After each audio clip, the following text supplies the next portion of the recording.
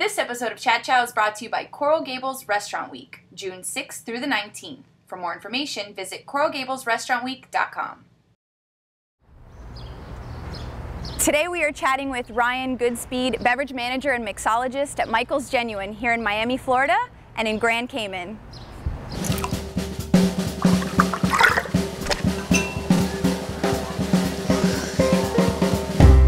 So we have these beautiful drinks that you've handcrafted in front of us. Why don't you tell us about them? Well, let's start with the non-alcoholic drink. Okay. This is passion fruit soda. It's in the chef's cookbook, which just came out. It's a blend of fantastic local ingredients: orange juice, lime juice, fresh passion fruit, and agave. Topped with a little bit of ginger ale. It's really awesome, light, refreshing. We leave the seeds in. It's really very photogenic. Some people don't care for it. Freaks them out, but add some character. Really lends some character to the drink. This is a Caballero, which is my take on a Bloody Maria. It's Sombra Mezcal, a little Patron Reposado, fresh red bell pepper, and what makes this drink special is the roasted poblano agave that we use in that. Interesting. Yeah, okay. It's great. And here we have more of a modern classic these days at Michael's, the Bulletproof Manhattan, which has been on the menu for almost 4 years since I started here, and it's really changed how people view bourbon in this restaurant anyhow. So. Interesting. Yeah.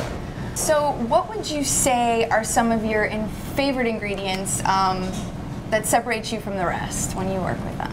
Ingredients. Ingredients. I'm a big fan of, we're in South Florida. Right. You know, obviously Michael's is sourcing everything locally that we can. I really love working with grapefruit juice. I don't know why. I feel like I always look in the cooler and there's quarts of grapefruit juice that nobody drinks, and I can't figure out why, because it's fresh squeezed every day. So, in fact, this drink here, the Caballero, I was trying to work a poblano flavor into a grapefruit cocktail, but Ooh, I couldn't make it happen. So this is kind of what came of it. And somewhere along the way, you know, I just decided, okay, this is my take on a Bloody Maria, which is the way a lot of recipes in this restaurant seem to happen. Right. Yeah. Out of the blue. I mean, you start one direction and you finish a different one, and you can't really explain how you got there. Exactly. I like that. So how much experimentation would you say does it take to get to the perfect cocktail? That's a really great question, because sometimes it's really simple. When we started brunch, chef tasked me with, all right, we're doing brunch in 2 weeks, you know, and I had to come up with 10 cocktails. Right. Yeah, and some were quite easy. Like, I had thought about it for a long time, and oh, I want to work with Aperol, I want to work with Saint Germain, I want to work with champagne and watermelon, and I come up with a spritzer in like 2 minutes, dash orange bitters, done. Best-selling drink here ever. Wow. And then there's these, where I toil in my kitchen for hours and hours and hours, burning things and blending things and discarding things, just to come up with something I didn't start with. So what would you say is the most underused ingredient today? That's a great question. I think it's bananas. Bananas? Yeah. Interesting. Explain. I mean, I don't use bananas either, You but don't, but you I see them around the restaurant all the time. I'm like, what the hell can I do? What can we do with a banana? You know? No, I think probably, you know, apart from bananas, maybe the most underused ingredient might actually be imagination, or a certain level of creativity. Okay. Just an awareness about maybe like what people actually want to drink. Like that. You know, and apart from that, lemon juice. I think people use lemon juice either too much, too little, or not at all, and it's like the best thing, apart from grapefruit. So I mean, you know, I'm so fortunate to have, you know, Hetty Goldsmith and Michael Schwartz and Bradley Herron and Matt Hinckley and Eric Larkey and all these people around me to infuse, and we're always challenging each other to like do more and do more and do more and be more creative. And it's important.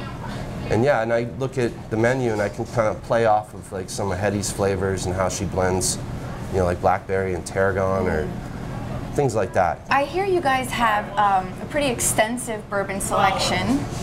Would you say there are any trendy bourbon cocktails that you have here, or any trendy cocktails in general that are kind of making a comeback? Well, outside of the Miami area, which I don't think is a big bourbon consuming market, we're attempting to change that on our own. I think you go to New Orleans or Chicago or San Francisco, New York, you're going to find a lot of classic cocktails with bourbon. You know, the Manhattans, the Sazeracs, like just different. Everyone's different takes on that sort of drink. I'm trying to move away and do totally different things. Really make bourbon appealing to people. We have a vast selection that ranges from sweet, dry, fruity, floral, you know, eucalyptus, all different kinds of bourbons on the shelf to work with. Not always the best price point. Some should just be enjoyed with 1 cube of ice. Some are better to mix with. You know, we have a brunch menu drink right now, the Sonny Rollins, which is made with Basil Hayden, which is fantastic. Sounds good. I'm going to try this one over here because I didn't get a chance to earlier. Yeah, this is the Bullet Manhattan. And we just basically infuse the Amarena cherries with rosemary and finish the drink with the Bullet bourbon and a little bit of lemon. Beauteous. Yeah, really Love nice it. drink. Michael's Genuine has 2 locations, here in Miami obviously, and more recently in Grand Cayman. Do you have to create different drinks for different locations, maybe based on culture or ingredients that are available? Grand Cayman is a very different market. We're still feeling it out in some respects. I think as a restaurant, and me for sure as a mixologist and a beverage manager at both restaurants, there's a lot of requests for fruity drinks. Obviously, it's you know, it's that kind of everyone goes there to relax. They just want to sip rum, and you know, they have something that everyone knows on that island. It's just rum punch, or fruit punch. You know, it's really just pineapple, orange, and grenadine. There's also a big beer culture there. They consume a lot of beer. More beer than I ever thought. Sometimes on Friday happy hour we'll sell 400 beers, bottles, which is impressive. Yeah, I don't know how many weeks it would take me to do that here, but Final question I have to ask: what would be your final meal? If you had a final meal on Earth, what would it be? You're gonna die tomorrow. We need to know. Go. Would it be from this restaurant? Wherever you like. Wherever you'd like. Michael Schwartz cooking for me on a deserted island? Which dish would it be? Well, if it was from this restaurant, I'd have to say it'd be a pork belly on the bed of kimchi. Oh. If it wasn't, it'd be French toast. Love it. Simple. I don't know why. French toast. But I love French toast with good Vermont maple syrup and some nice Irish cream butter. Yummy. Yeah, I eat French toast like any time of day. No bad time of day for French toast. No. Thank you so much, Ryan, really. It's been a pleasure. It really has. No, thank you and your whole crew. You guys have been fantastic, and let me know if there's anything I can do for you guys in the future. I'd love to. Great. Thanks so much. Yay. Anything? We're good? Okay. Awesome. Cool.